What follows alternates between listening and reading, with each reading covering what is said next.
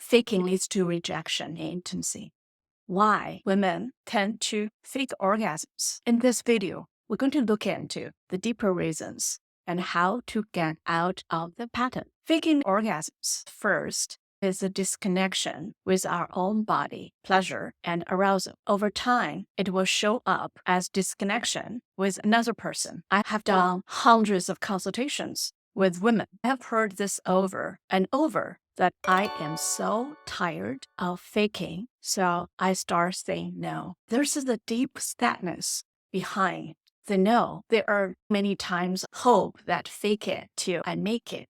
Unfortunately, you can't fake it till you make it in intimacy. Faking has caused so much disconnection with the female body and in the intimacy with the partners. Hi, if you're new to the channel, I am Jane, an intimacy coach. I help people build body confidence and deep intimacy. When you fake an orgasm, you pretend to enjoy something, but secretly wish to get it down as soon as possible. Faking orgasm is a result of disconnection with our own female body first, and will show up as an external disconnection with a partner. Over time, this kind of intimacy you have is not enjoyable. That's why I said faking ultimately will lead to rejection. It's really a lose-lose situation in a relationship. There are numerous reasons why women fake orgasms. I put the reasons in the two main categories. The first big why is women are heavily conditioned or repressed from knowing her body, her pleasure, her sexuality. This heavy repression may come from religion or social norms. I grew up in East Asian culture, and the culture largely promotes good girl syndrome and people-pleasing pattern. By default, my pleasure, my feeling is at the bottom of the list when I grew up. Majority of women, if not all, are conditioned not to connect with her body, her arousal, her pleasure. And on top of it, most women think pleasure is for men. To make it worse, a lot of the mainstream medias presenting limited, inaccurate female pleasure when you don't know the nature of female pleasure. How do you know what you're supposed to do and behave? And there's a deep fear and shame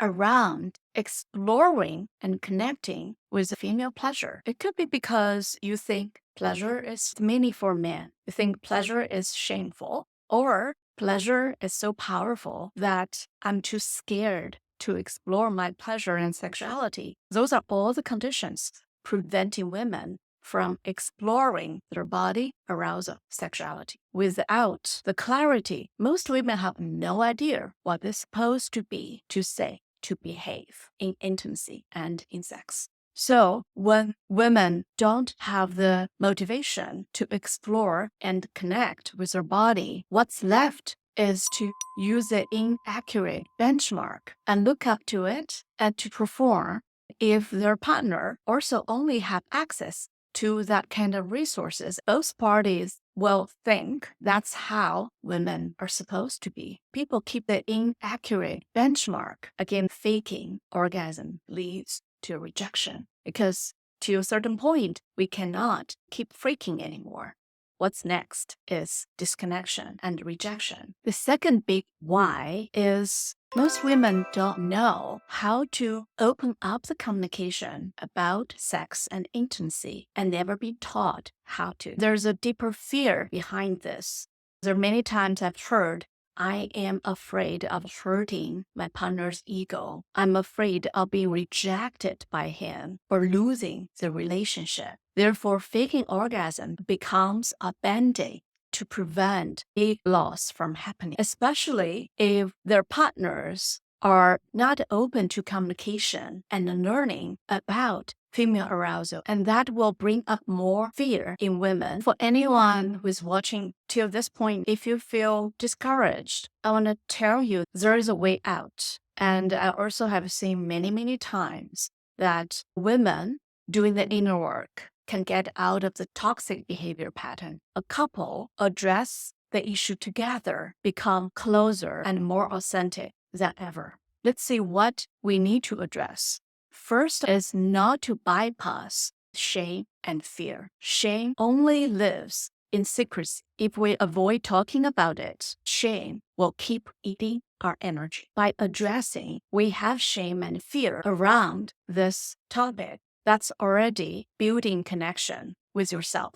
And the second step, which I think is most critical and under-addressed, is to know your body. And the knowing is through embodiment. It's not through thinking. The most important thing you can do as women is to know your body pleasure, arousal, and orgasm through embodiment practice. The foundational work is to get to know your body and your pleasurable sensations first. I have a free guide linked below, and the guide has 5 embodiment practices for beginners. The safe and effective way is to work with your entire body first. Reconnect with your sensations and your pleasure in a non-sexual way so that it will pave the path to get to know your orgasm without being triggered or get into shame.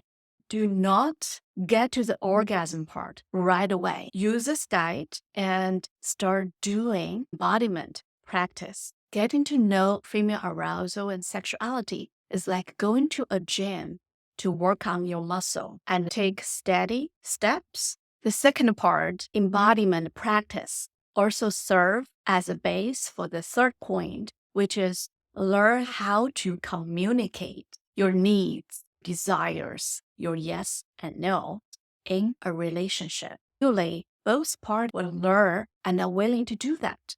But if you're single, you can totally do that and bring that knowledge, willingness, and communication skills into your next relationship. Guess what? A rising tide lifts all boats. When you show your knowing about your body and pleasure, your next partner will be motivated, inspired to know more from you. Any communication can be learned. You have learned your business presentation, how to negotiate for better salaries and higher positions.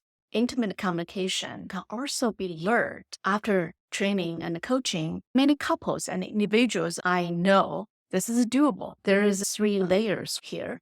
First, address any fear or shame around your body, around intimacy. And then the next step is to use embodiment practice to connect with your body sensations, your yes and no's in the bodily level, not just coming from your thinking. Then the level 3 is to up-level your communication. When you have done the part 1 and part 2, the part 3 will come naturally because it's no longer communication technique or how to gain. It's an authentic expression that cannot be taught, that will only be inspired by you knowing your body and are willing to speak from empowered, vibrant space, not hide in shame or fear.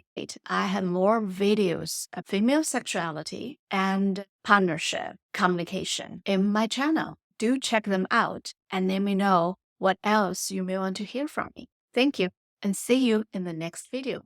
Bye.